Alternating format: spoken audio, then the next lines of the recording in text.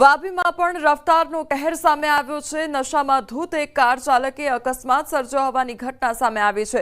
બેફામ કાર દોડાવી બે લોકોને અડફેટે લીધા હતા તો ભર બજારમાં બેફામ કાર દોડાવવામાં આવી હતી। લોકોનું ટોળું એકઠું થઈ કારને રોકી હતી તો નશામાં ચૂર કાર ચાલકે બહાર કાઢી ટોળાએ માર માર્યો હતો। પોલીસ પોતે ફરિયાદી બની કાર ચાલક વિરુદ્ધ કાયદેસરની કાર્યવાહી હાથ ધરી છે। તો ફરી એકવાર વલસાડમાં રફતારનો કહેર જોવા મળ્યો છે કે જ્યાં નશામાં ધૂત કાર ચાલક દ્વારા અકસ્માત સર્જવામાં આવ્યો છે। તો સ્થાનિકો ત્યાં આગળ હાજર હતા, તેમના દ્વારા કાર ચાલકને રોકવામાં આવ્યો હતો અને ત્યારબાદ મેથી પાક ચખાડવામાં આવ્યો હતો। તો પોલીસ જ આખી ઘટનામાં પોતે ફરિયાદી બની છે અને ત્યારબાદ તેમના દ્વારા ફરિયાદ નોંધવામાં આવી છે। તો પોલીસ પોતે ફરિયાદી બની કાર ચાલક વિરુદ્ધ કાયદેસરની કાર્યવાહી પણ હાથ ધરી છે। તો કાર ચાલકને બહાર કાઢીને ટોળા દ્વારા માર પણ મારવામાં આવ્યો હતો। જે નશામાં ધૂત કાર ચાલક હતો તેને રોકવામાં આવ્યો અને ત્યારબાદ ત્યાં આગળ જે સ્થાનિકો હતા તેમના દ્વારા કાર ચાલકને માર મારવામાં આવ્યો હતો। તો ભર બજારમાં બેફામ કાર દોડાવવામાં આવી હતી અને તેના કારણે લોકોને પણ અડફેટે લીધા હતા।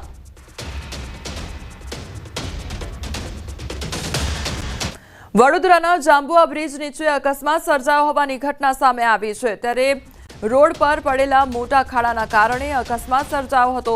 બાઇક સવાર દંપતીને અકસ્માત નડ્યો। નેશનલ હાઈવેથી વડોદરામાં પ્રવેશતા રોડ પરની આ ઘટના સામે આવી છે।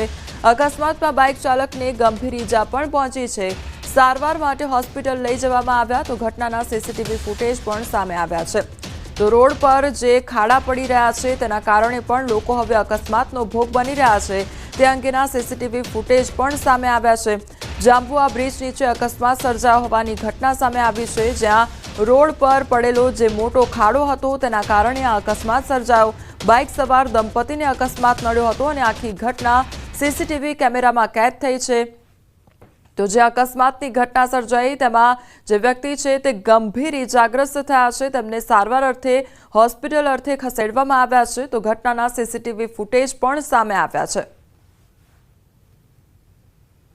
તો વડોદરાની આ ઘટના સામે આવી છે કે જ્યાં રોડ રસ્તા પર એક તરફ ખાડા જોવા મળી રહ્યા છે અને તે ખાડાને કારણે લોકોનો અકસ્માત સર્જાઈ રહ્યો છે। લોકોના જીવ સાથે જાણે ચેડા થઈ રહ્યા હોય તે પ્રકારની પરિસ્થિતિનું નિર્માણ થયું છે, કારણ કે તંત્રના પાપે લોકોને સહન કરવાનો વારો આવ્યો છે। રોડ રસ્તાનું યોગ્ય સમારકામ નથી થતું અને તેના કારણે લોકોના જીવ જોખમમાં મુકાઈ રહ્યા છે। તે અંગેના સીસીટીવી ફૂટેજ પણ સામે આવ્યા છે કે જ્યાં જાંબુઆ બ્રિજ નીચે અકસ્માત સર્જાયો હતો।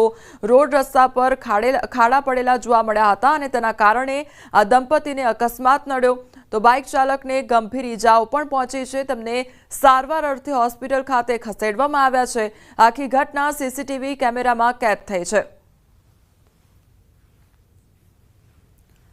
તો રોડ પર પડેલા મોટા ખાડાને કારણે અકસ્માત સર્જાયો હોવાની આ ઘટના સામે આવી છે।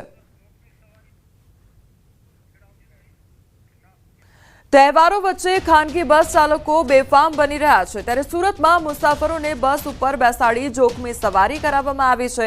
પૈસાની લાલચમાં ખાનગી ટ્રાવેલ્સ ચાલકોને જીવના જોખમે સવારી કરતા જોવા મળ્યા છે। ત્યારે વતનમાં જતા મુસાફરોને બસ ઉપર બેસાડી જતા વિડીયો વાયરલ થયો છે।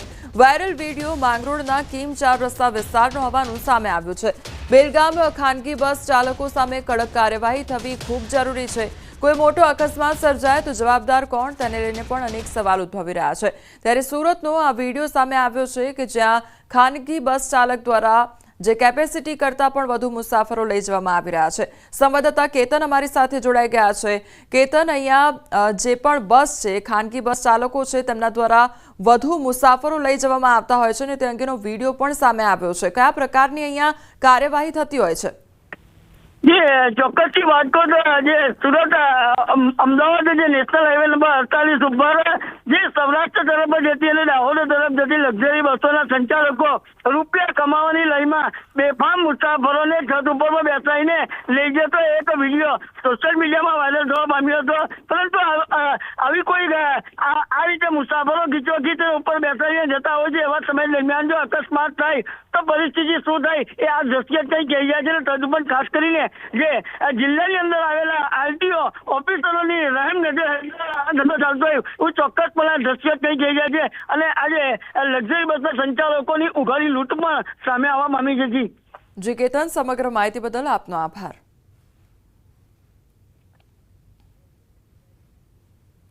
મહેસાણાના કડીમાં તસ્કરો બેફામ બન્યા છે। સોસાયટીમાં ઘૂસીને તસ્કરોએ એક્ટિવાની ડેકીમાંથી 4 લાખ રૂપિયાને ઉઠાંતરી કરીને ફરાર થઈ ગયા છે। કડીના થોડ રોડ રાજેશ્વરી સોસાયટીમાં ચોરીની ઘટના બની તો બેંકમાંથી 5 લાખ ઉપાડીને એક્ટિવાની ડેકીમાં મૂક્યા હતા। આ દરમિયાન બંને ચોર યુવકનો પીછો કરીને તેની સોસાયટી સુધી પહોંચ્યા હતા અને ઘરે પાર્ક કરેલા એક્ટિવાની ડેકીને નિશાન બનાવીને બે ચોર 4 લાખ ઉઠાવી ગયા। ચોરીની આ સમગ્ર ઘટના સીસીટીવીમાં કેદ થઈ છે। બીજી તરફ કડી પોલીસે સીસીટીવીના આધારે તપાસ કાર્યવાહી પણ હાથ ધરી છે।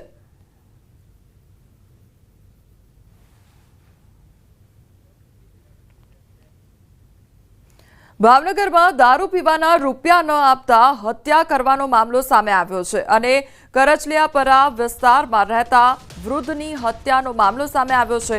યુવકે પહેલા સિમેન્ટ બ્લોકથી માથામાં ઘા માર્યા, ભાગવા જતા નીચે પડ્યા અને છાતી પર બેસીને છરીના આડે ધડ ઘા ઝીક્યા। પૈસાને લઈને શરૂ થયેલો ઝઘડો હત્યા સુધી પહોંચી ગયો તો હત્યા કરી બાઇક પર ભાગતા યુવકનો સીસીટીવી ફૂટેજ પણ સામે આવ્યો છે।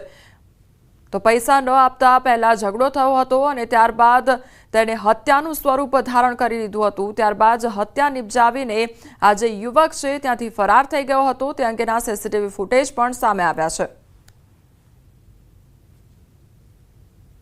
જેમાં છગનભાઈ ગોહિલ પોતાની સાયકલ લઈ અને સવારે 9 વાગે જતા હતા।